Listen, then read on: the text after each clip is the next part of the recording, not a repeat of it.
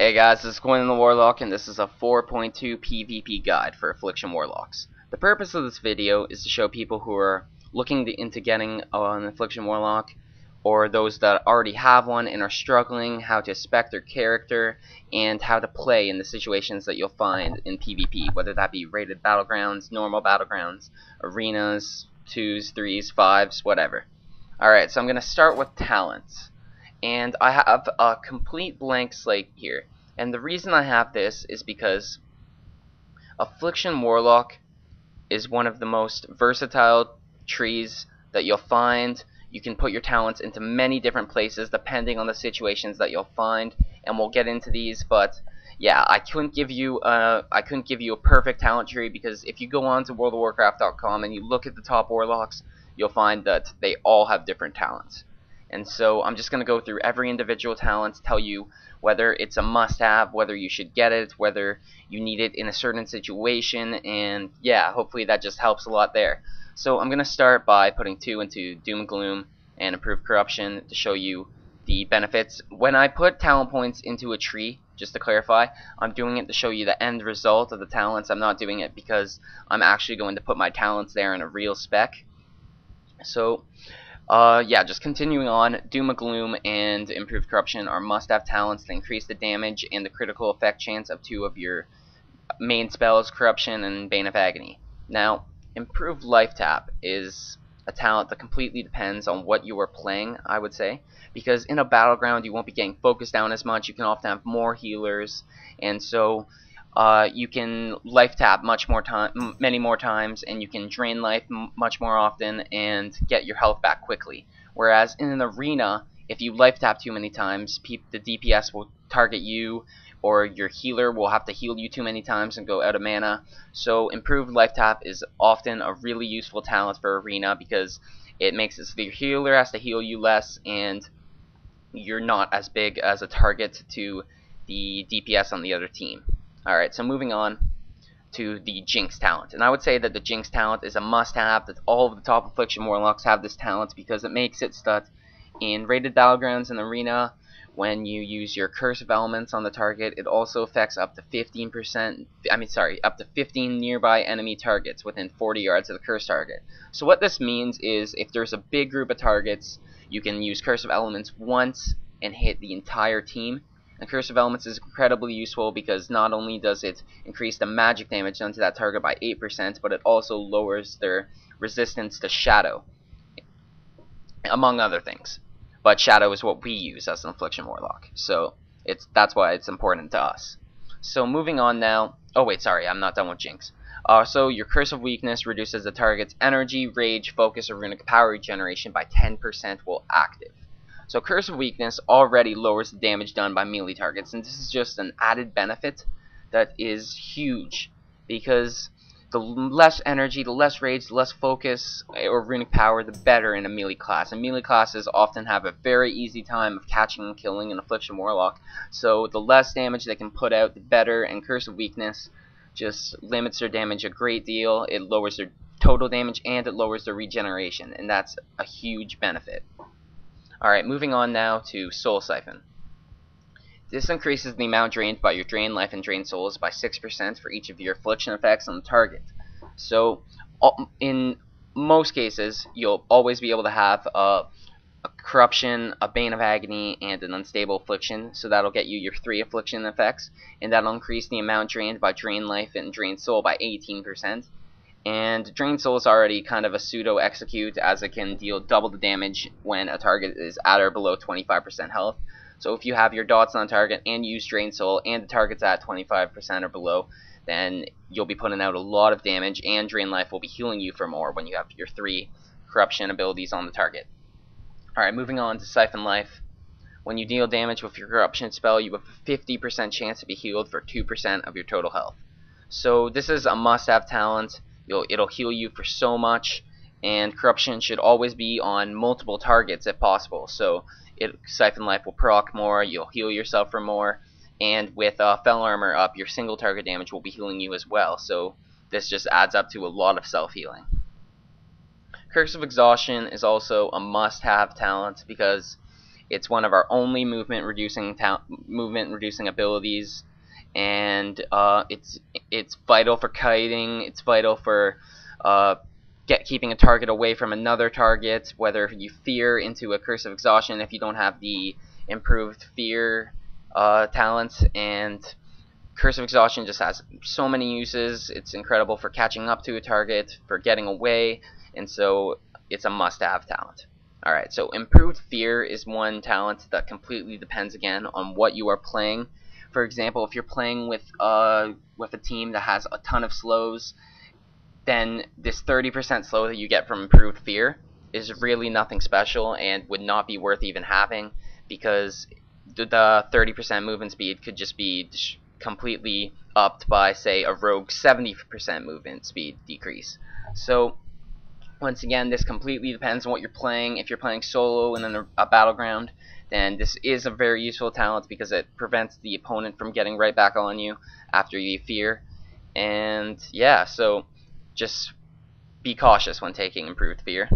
Alright, so Eradication, I would say, is a must-have talent whether you're playing arenas or battlegrounds or whatever, because when you deal damage with Corruption, and Corruption, like I said, should always be on at least one target, and if possible, multiple targets. You have a 6% chance to increase your spellcasting speed by 20% for 10 seconds. And haste is huge for Affliction Warlocks. It's what we reforge into, it's what we need, and the more haste you have, the better. So anything that can improve your casting speed by 20%, and 20% is a huge amount, is a must-have for Affliction. Once again, Improved Howl of Terror is a must-have talent. It reduces the casting time of your Howl of Terror spell by 1.5 seconds and makes it instant cast. So, instant cast Howl of Terror is incredible. It can hit multiple targets in an arena. You can hit all three in a threes match and win a game because of that, or you can defensively Howl of Terror and cause a Warrior or Death Knight to pop Lichborn or Berserker Rage, and then after that is done, then you can easily get off a Fear on them and win the fight. And yeah, so Improved Howl of Terror, must-have talent. Soul Swap, must-have talent. I'm sure you know what Soul Swap does. For 20 seconds afterward, the next target you cast Soul Swap Exhale on will be afflicted by the shadow damage over time effects and suffer 1568 damage. So 1568 damage is nothing special at all, but what Soul Swap is special for is that when you glyph it, you can be able to instantly put those dots that you just used onto a new target, and this is huge because it makes it so that you can instantly dot new targets, instantly put Unstable Affliction up on a new target, and usually teams will try to keep you from using Unstable Affliction because it prevents their healers from dispelling them. And often enough, if they dispel Unstable Affliction, you can get a kill because Unstable Affliction will provide a 4-second silence to the healer. So Soul Swap is a must-have talent once again. Moving on now to Shadow Embrace. Now, Shadow Embrace is huge because what it does is when you cast Shadow Bolt and Haunt, it applies the Shadow Embrace effect, increasing all shadow periodic damage dealt to the target by you by 5%. And this stacks up to 3 times for 15%. And Affliction Warlock's dots don't deal incredible amounts of damage, but they deal strong and steady damage. And anything that can increase the damage done by each of these dots by 15% is huge. So often enough, it's really easy to get Shadow Embrace up to 3 stacks when you have the Nightfall talents, which we'll get into, and Glyph of Corruption, and just casting your Haunts on the target. But also you can add a Shadow Bolt into a rotation to put Shadow Embrace up, because the sooner you get Shadow Embrace to 3 stacks, the more damage you'll put out, and the more pressure you'll put out on the healers. Alright, so Soulburn, Seed of Corruption is just garbage. You'll never need to use Seed of Corruption. Really, like, there's no circumstances I can even think of where it'd be useful. And it also would just waste the Soulburn cooldown. And though you get the Soul Shard back, the cooldown will still be there, and it's just not worth it in my opinion. Now, Nightfall is a must-have talent because it'll give you instant cast Shadow Bolts, and Shadow Bolts deal a fair amount of damage already, but one of the highlights of this talent is that it'll also give you Shadow Embrace on the target, and it'll refresh Shadow Embrace. So it'll make it easier to keep Shadow Embrace up. You won't have to use as many Shadow Bolts, and it'll be just a lot easier to keep it up on the target and get that 15% damage boost. Now, Death's Embrace, I think, is a talent that completely depends on whether you're playing Arena or Battlegrounds, because what it does is, well, at or below 25% health, your Drain Life heals an additional 3% of your total health, and it also increases damage done by your Shadow Spell by 12% when your target is at or below 25% health. So the reason I think that it differs for Arena and Battleground is because in an Arena you often have a dedicated healer ready to heal you. You won't need this healing as much, and so these 3 talent points could be better used elsewhere, whereas in a normal Battleground, not a rated, in a rated it's also the same as Arena, you should have healers ready to heal you, but in a normal Battleground, you won't have as many dedicated healers. Often enough, you'll have no healers or 1 healer, and you'll be all by yourself, and this is when this additional healing comes into hand. And I like to use this in normal Battlegrounds when I'm by myself, because it means that when I'm below 25%, I can often keep up a single target DPSing me just from casting Drain Life on him. And I've often enough gotten kills from this, and I've often enough kept myself alive through 1 or 2 targets even just by casting Drain Life, because you'll be getting heals from your Siphon Life, you'll be getting heals from Drain Life normally, and this will just be healing you more for more, and eventually when the target gets down to 25%, you'll just deal more damage and be able to heal yourself more with Drain Life and deal more damage with that spell.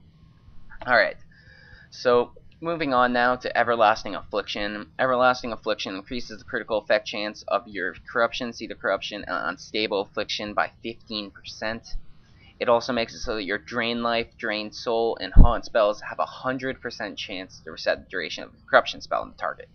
So the critical effect chance is huge, because when your dots crit, they put out a ton more pressure, and the more crits you have, the better, and you can't really go into crit with your gear. As an Affliction Warlock, you'll be reforging and gearing into Haste or Resilience, depending on whether you're getting trained, and so just the more crits you put out is just better, and this is a must-have talent just for the increased critical effect chance, because 15% is a huge amount. And also, the fact that your Drain Life, Drain Soul, and Haunt spells will refresh Corruption is huge, because you should be casting Haunt every 8 seconds, so you'll never have to cast Corruption again. Even if you're not casting Drain Life or Drain Soul, you'll be casting Haunt, and so the less you have to apply Corruption on a single target DPS, the better. Alright, so now moving on to Pandemic. Pandemic, once again, a must-have talent because it reduces the global cooldown of your Bane and Curse spells by 0.5 seconds. You'll often need to be switching your curses. For example, you get off a successful kite with Curse of Exhaustion, the target is far away from you. You'll want to switch to something else. You want to switch to either Curse of Elements for damage, Curse of Weakness to reduce their damage, Curse of Tongues if it's a caster, and so the less global cooldown you have on curses, the better. Also, a benefit to this is that your Drain Soul has a 100% chance to refresh the duration of your Unstable Affliction spell when dealing damage on targets below 25% health. And the reason this is huge is because when you're using Drain Soul, you won't be able to refresh your dots. You won't be able to use Fell Flame to keep Unstable Affliction up, and so the fact that you can keep it up through Drain Soul is huge, because Drain Soul will deal double the damage when a target is at or below 25% health, and the fact that you can use Drain Soul, keep you Unstable Affliction up, and keep Corruption up through the Everlasting Affliction talent, you'll be able to do a ton of damage and won't need to break your Drain Soul for anything. Alright, so moving on, I'm sure you know that Haunt is a must-have talent. Once again, you send a ghostly soul into the target, and it deals 5,805 shadow damage and increases all damage done by your shadow damage over time effects on target by 20% or 23% when you glyph it. And also, when the spell ends or is dispelled, it'll heal you for all the damage it did. So Haunt is huge. It's huge for putting on. You have to put Haunt on the target you're hoping to kill, because it'll increase all your dot damage and will also heal you for more. But the fact that it increases your dot damage is the main priority, and you need Haunt on the target as soon as possible after applying your dots. And so, yeah, Haunt must have. Alright, so moving on. Now, after Affliction, you often want to go right into the Demonology tree, but what you actually choose in the Demonology tree, I would say, completely depends on the situations you'll find in Battlegrounds and Arena.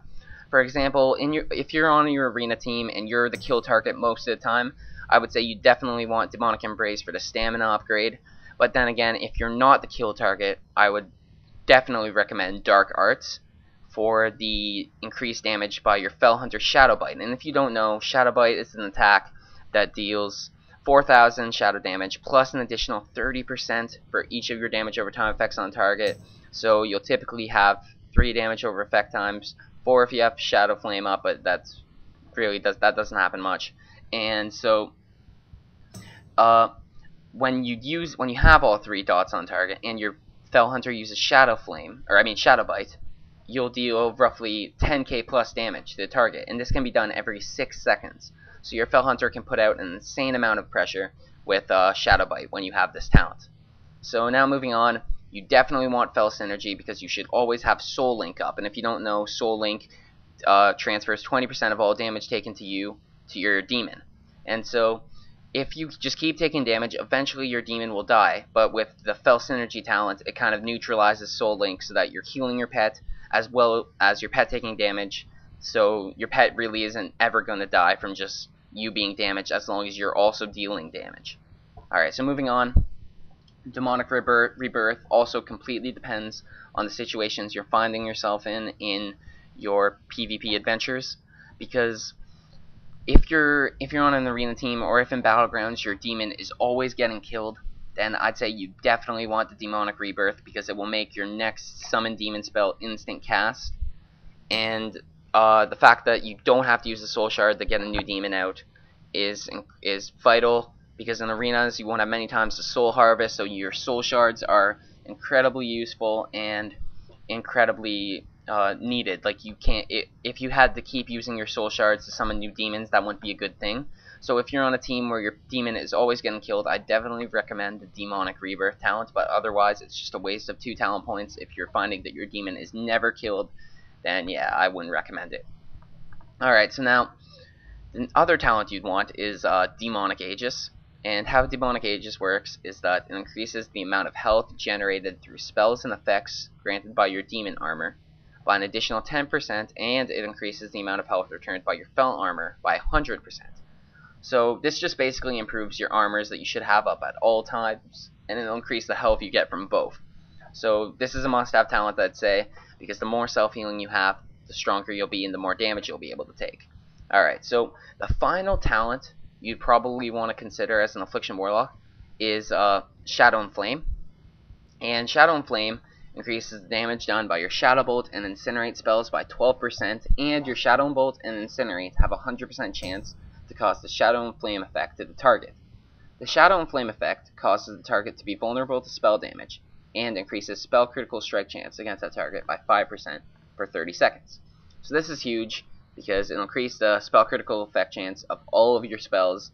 But the main thing I'd look into when getting this talent is whether you're playing with another caster, because if you're playing with a caster, it'll also increase their spell critical strike chance against that target by 5%, and that's huge. And if you're playing arenas with a caster, a double DPS, or if you're a threes team such as Wizard Cleave and you're both focusing down one target, then this talent is vital, I would say, for the extra critical strike chance. And that, with Curse of Elements, makes it so that teams with 2 casters can be incredible for killing targets quickly. And yeah, so this is basically, I've gone through all the talents I think you'd want to consider getting. You can look around a bit more, but and just to clarify, the spec I have right now is, it can be used, but I'm saying that I just put these talents in to show you the final benefits of a talent after putting all the points in. I didn't put them in to show you that this is a spec you should have. So yeah, so just don't copy this spec, because yeah, it might not be the best spec for you. Like I said, Affliction Warlock completely depends on the situations you face. So just look into what's happening to you, examine your team, examine who's targeted and who isn't targeted, examine your role before choosing a proper spec, I would say. Alright, so now I'm going to move on to Glyphs. And the Glyphs I have here are 90% accurate, except for, I would say, the only place I think it would vary is Glyph of Haunt, because all the top Affliction Warlocks either have Glyph of Haunt or Glyph of Bane of Agony. And the reasoning for this is Glyph of Haunt increases the percentage damage granted by Haunt by 3%, whereas Bane of Agony increases the duration of your Bane of Agony by 4 seconds. So what this means is that if you use Glyph of Haunt, you'll be putting out higher single target damage, whereas if you use Bane of Agony, you'll be putting out more multi-target damage, because you won't have to refresh Bane of Agony as often, and it'll deal damage over a longer period of time. So it just depends on the situations you're encountering. If you're multi-dotting a ton, I'd recommend Bane of Agony, or if you're often just focusing down one target through your dots, I'd recommend Glyph of Haunt. Alright, so moving on to Glyph of Unstable Affliction. Must-have Glyph decreases the casting time if you're in Stable Affliction by 0.2 seconds. Teams will often try to stop you from casting a Glyph of casting Unstable Affliction, because Unstable Affliction protects your dots. It stops the healer from dispelling the dots, because if they dispel the dots, they can often lose through the silence and the damage. And if they dispel the dots, you can also often switch to the healer, because it will, dispelling Unstable Affliction will deal a ton of health, sometimes a quarter, sometimes even a third of their health. And so, must have Glyph. Now, Glyph of Corruption is the exact same thing as Nightfall. Gives a 4% chance to cause you to enter a Shadow Trance, and reduces the cast time of your next Shadow Bolt spell. So these talents work together to give you an even higher chance of casting Shadow Bolts, instant Shadow Bolts on a target. And the reason you definitely want this is because the more Shadow Bolts you get, the more instant cast Shadow Bolts you get, the more damage you put out, and also the easier it is to keep Shadow Embrace up on the target, and Shadow Embrace is vital. Alright, so moving on now to Glyph of Soul Swap. Now, as I said, Glyph of Soul Swap is a must-have.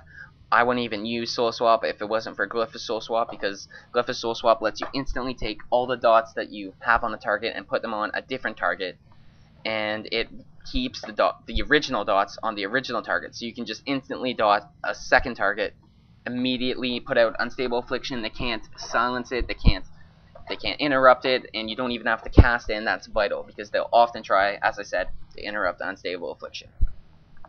Alright, so now, Glyph of Howl of Terror, I would say, is also must-have, because Howl of Terror is vital, and it's one of our own few defensive cooldowns, and the fact that you can cast this in 32 seconds instead of 40 is incredibly vital, because Howl of Terror will keep you alive, it'll keep your teammates alive, and the more often you can get this ability, the better. Alright, so now moving on to Glyph of Shadow Flame. Now, your Shadow Flame also applies a 70% movement speed slow to its victims, and this is vital because Curse of Exhaustion is just often not enough of a slow. Like I said, most classes have a better slow, and so Shadow Flame can often be used to give you a 70% slow, which will be just enough to get away from a target. You can often use Shadow Flame right before a teleport, and then once you've teleported, the target will have a 70% movement slow. And so that's why I would recommend using Glyph of Shadow Flame. The movement slow is vital, it's huge, it helps in so many circumstances, and yeah. Alright, so now, Glyph of Drain Soul. Now, Glyph of Drain Soul restores 10% of your total mana after you kill a target that yields experience or honor. Now, this is big because the more mana you get, the less you have to cast Life Tap. And the less you have to cast Life Tap, the less damage you deal to yourself, the less damage your healer has to heal. And so this is why I would recommend getting Glyph of Drain Soul. It's a minor glyph, and it actually has a very nice benefit, so it's an easy choice. Now, Glyph of Hell Funnel also has a very nice benefit because it means that you can heal your demon without suffering pushback from melee attacks. And so, yeah, so if your demon needs health and you need to heal him, then you can get a full health funnel off a lot easier than if you didn't have this glyph. So that's just the only benefit to that. And now, Glyph of Curse of Exhaustion increases the range of your Curse of Exhaustion spell by 5 yards. This is a really big glyph, because you can get a target that's often mounted far away, or you can get a target that's chasing you from far away, and get a kite up a lot easier than whether you didn't have this glyph. So, yeah. So this is the glyph and talent portion of my video. I'm next going to focus on what spells to use and when to use them in different situations. But, yeah, anyway, thanks for watching.